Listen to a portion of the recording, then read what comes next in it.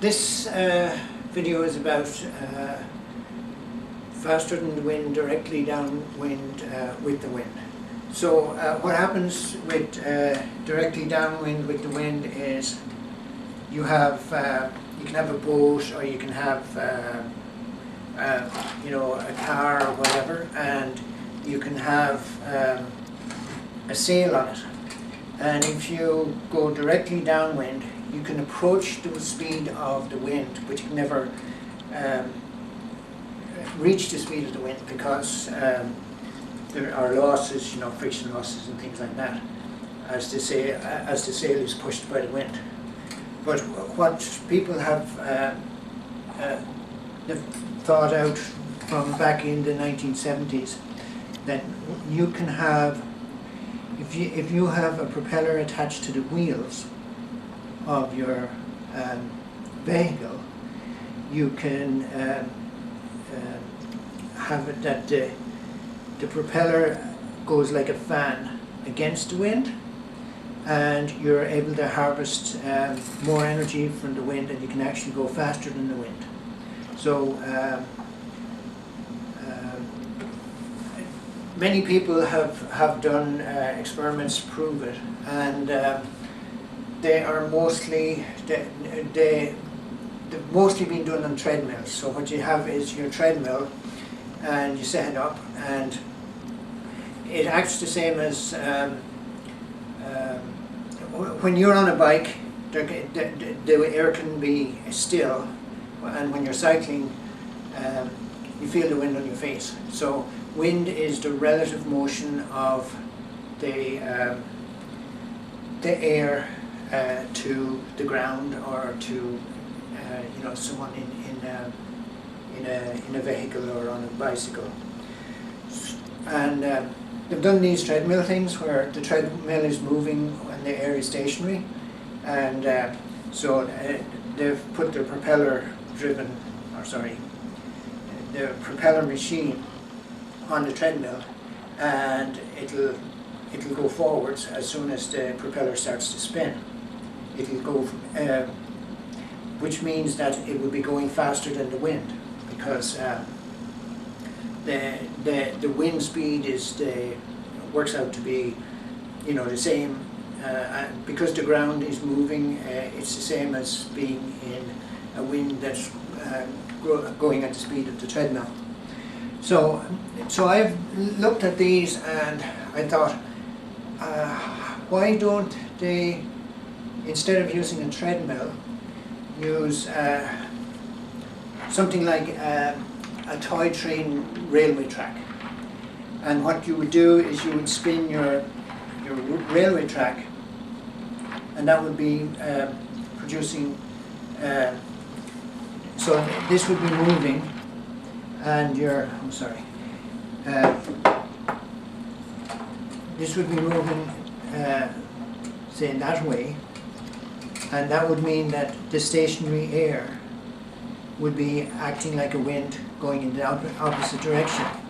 So if you do this the right speed, you'll have the stationary air acting in the correct direction, and then you can race a sail-powered toy train against the one where the propeller is connected to the wheels, and the one with the wheels should in theory catch up on the sail-powered one.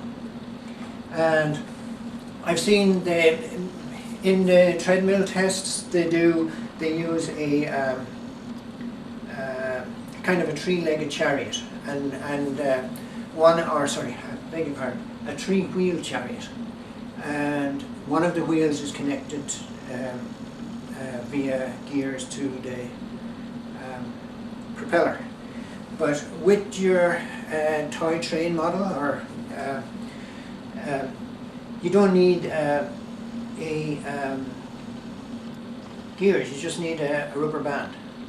And another thing I've noticed about the treadmill tests is they don't. Everything seems to be made of metal. They haven't seemed to gone the model airplane route, where they make things from say balsa wood and make it as light as possible. So anyway, I just want to show you how it can work. So instead of gearing and using 3D printers and stuff like that, you can still use your 3D printer, but it doesn't have to be as fancy. You would have just an axle connected with a band or a belt to the propeller, and you simply change the just change the size of the the connection, the what do you call it? I've forgotten the name of it. And you can get the propeller going at pretty much whatever gear ratio you want. So yeah, as it goes forward, the propeller speeds up and pushes air back into the wind. This experiment, so this is going this way, so the apparent wind is pushing this direction, and there's a few advantages to it. So I put the guy who's probably best in the world at faster than the wind with the wind is a guy called Rick Carvalho. So I just asked him about the treadmill tests. What kind of speeds are they needing for it? And he said that at 7 miles per hour, which is 3 meters per second, that's about the borderline. That's the point where the propeller driven little chariot things start to work. And a very good speed is about 10 miles per hour, and that's 4.5 meters per second. So if we were to build this properly, so it would have, it'll be the right speeds for the railway track or whatever type of track that you decide to build on it, because the right size, like I think you probably need to go with something pretty big. So you're talking 5 meters, or sorry, what am I saying? 5 feet diameter or 8 feet diameter would be versions that would work. So this thing, instead of 13 inches or a foot of a diameter, it would be 8 feet diameter. And that's 8 feet is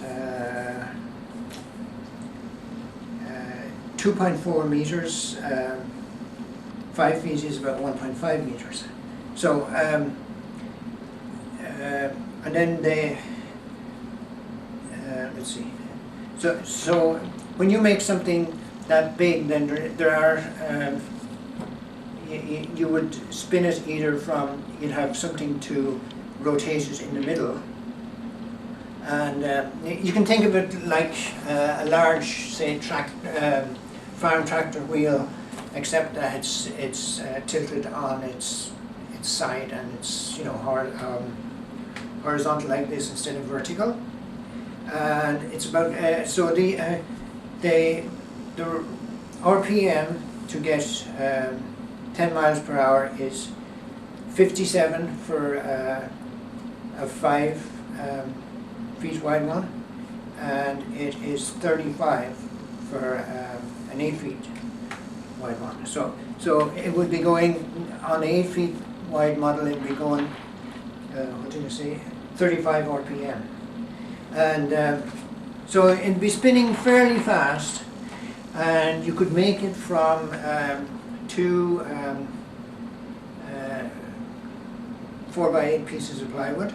So you just make a square and use your jigsaw to cut a circle, and then pop on your track and make your little things, your little models, your little trains. And there are some interesting things you can do with the circular model apart from racing your different models. You can have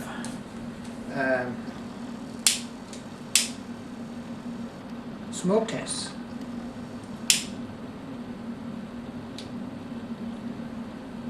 So you can have, well, I guess someone blowing smoke rings into it might be, or someone or something blowing smoke rings into it might be a better test.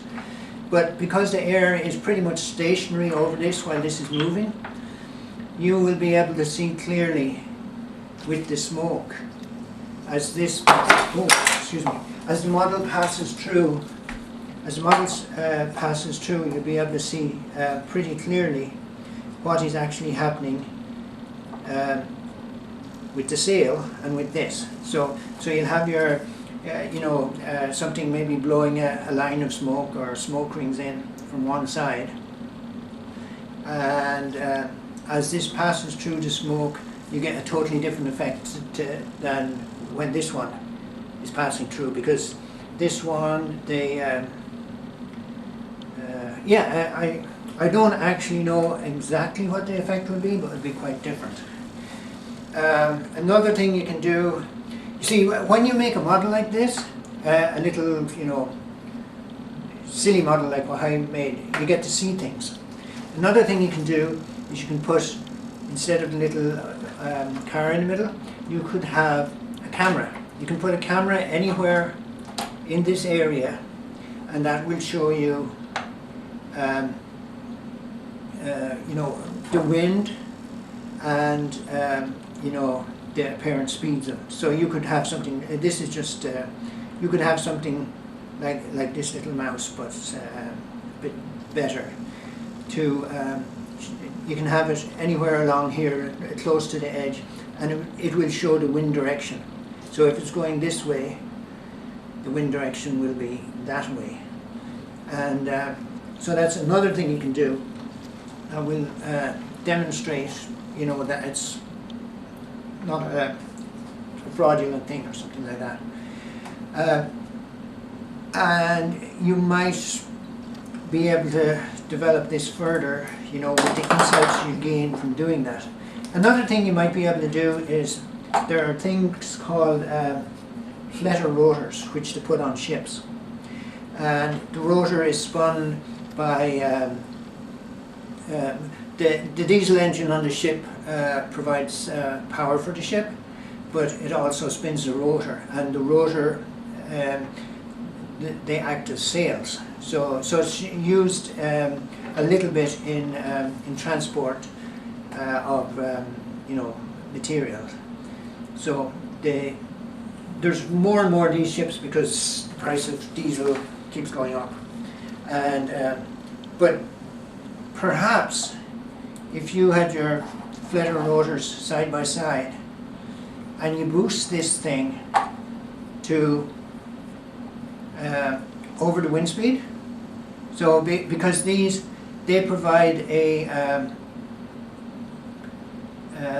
force at right angles to the wind. It's something that might not work, but it might be something that some clever people can work on as well, to see if you can get the fletter rotor thing, and they're supposed to have a cap on top as well, so that they to see if the fletter rotors can work on this sort of thing for transport. And it might be that the fletter rotors can never actually go directly into the wind, but it might be just something else that needs a little bit of work and might give insights for other things. Another thing you can do, if you find that it's too hard to make this rotating, and what you can do is you can do a kind of like a cloche, as a tunnel, or sorry, not a tunnel, but like what to do for in gardening, to do a cloche thing where you have and you do it in a circular way, and then you use a fan or a blower, and you just blow air in one side, and you'll have a short run between the blower and the exit of the air, where it'll be open, but the thing will have enough speed to go through, you know, enough momentum to continue on. And you can use this as a circular, almost like a tunnel except it's above ground. And you'll be able to see what goes on your train track without having to do the rotating. And again, that will help show that this is going to go faster than the wind. What else? Oh yeah, the speed that this is capable of, or that it might be capable of, is up to 2.5 times the wind speed. So that would mean that, let's see, this would be going at,